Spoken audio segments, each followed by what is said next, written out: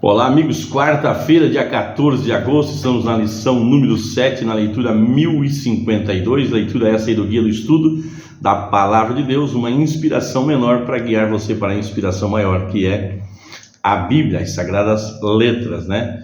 O título que nós estamos estudando nesse trimestre é o Evangelho de Marcos, e o título de hoje, quem é o maior? Leia aí Marcos, capítulo 9, verso 30 ao 41. O que há de diferente na segunda predição de Jesus sobre sua morte e ressurreição? Comparei com Marcos, capítulo 8, verso 35. Sobre o que os discípulos discutiam e que instrução Jesus lhes deu? Bom, eles discutiam sobre quem era o maior, né? Na primeira predição, Jesus se referiu àqueles que iriam rejeitá-lo e matá-lo. Na segunda predição, ele mencionou o fato de que seria traído, né? E o que Jesus os instruiu? Se alguém deseja ser o primeiro, será o último e servo de todos. O único jeito de sermos o primeiro no reino de Deus é sermos servos de todos, né?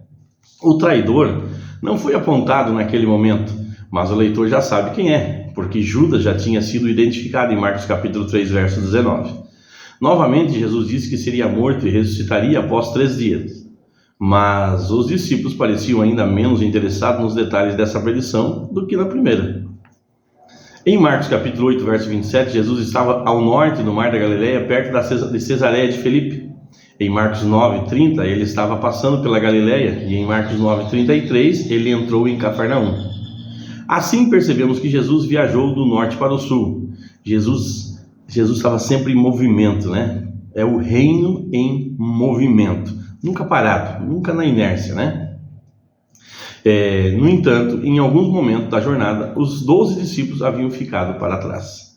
Em casa, ele perguntou o que tinham discutido no caminho, como se ele não soubesse, né?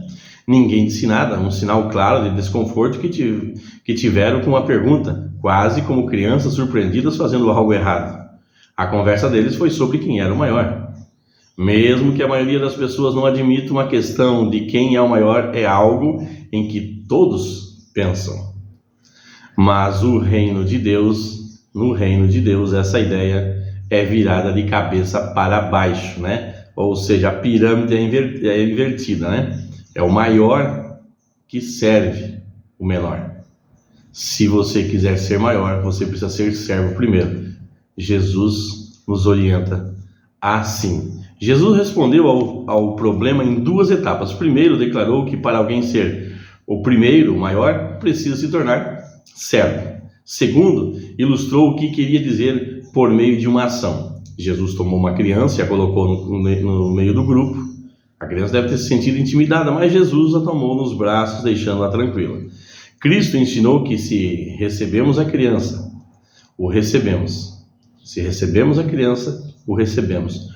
Por isso, o cuidado que nós temos que ter com essa geraçãozinha que está brotando, né? Nós precisamos cuidar com muita cautela, com muito tato, né?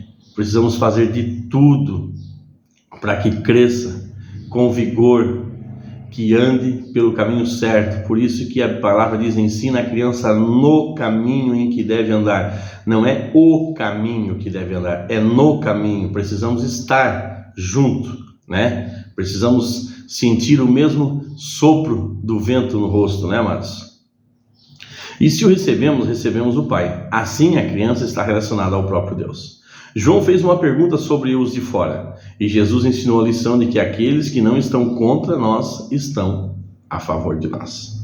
O Senhor declarou que era ajudar os que estão no serviço cristão, mesmo em pequenas coisas, né? O Senhor declarou O Senhor declarou que ajudar os que estão no serviço cristão, mesmo em pequenas coisas, não passa despercebido no céu. Louvado seja Deus por essa palavra. A ideia de grandeza é diferente, né? A ideia da grandeza bíblica é diferente da ideia da grandeza do mundo, né? Qual das duas eu busco? Qual das duas você busca? Amados, eu vou ler aqui Provérbios capítulo 29, verso 23, que vai nos ajudar a responder essa pergunta. O orgulho sempre acabará sendo grandemente humilhado. O orgulhoso sempre acabará sendo, grandemente humilhado, abatido. Em contraste, Deus abate o soberbo. Em contraste, chegará o dia em que o humilde receberá honra e glória. Deus abate o soberbo, mas exalta o humilde. Então, a ideia bíblica de grandeza é diferente da do mundo. Qual das duas você escolheu? Certamente a de Deus, amados? Eu não quero ser abatido. Eu sempre oro a Deus, digo: Senhor, revela em mim tudo que há no profundo e escondido, todo orgulho, toda soberba, toda falsa modéstia, Senhor, porque Tu me conheces muito mais do que eu próprio.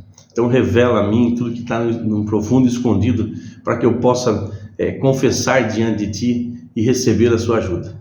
Nós precisamos fazer isso, amados, porque o orgulho é igual mau hálito, só os outros sentem, a gente não percebe. Então nós precisamos da graça de Deus para isso. Amém, amados? Louvado seja Deus. Vamos orar? Pai amado que estás nos céus, Te damos todo louvor, a Ti toda a honra, toda a glória. Obrigado, Senhor, por estar conosco. Obrigado por nos sustentar. Obrigado, meu Deus, por nos fortificar. Obrigado, meu Pai, pela graça derramada na cruz do Calvário. Obrigado pela ação do Teu Espírito Santo. E eu declaro que a minha casa está totalmente, Senhor, totalmente dependente de Ti. Que nós, sem Ti, não somos nada. Que Tu aches em nós, Senhor, o lugar necessário para Tu ser Deus através de nós.